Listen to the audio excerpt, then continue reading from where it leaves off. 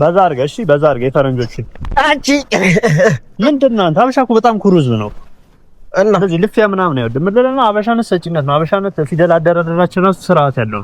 ስለዚህ ምንድነው ማለት ሄሎ የፈረንጅ እሺ፣ ማንጎም የፈረንጅ ሀበሻ ብለው እንዳያታሉ።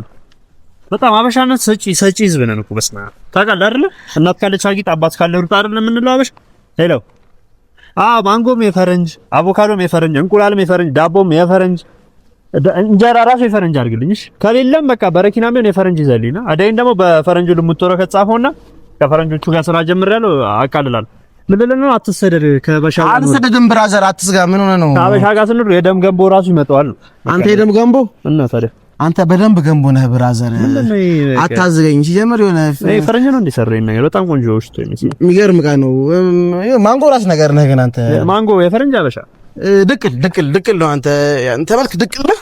በጣም ጭባ ሰው ነገር አንተ ሳልነግርህ ማለት ሃፒ ኒው ይር ለፈረንጆቹ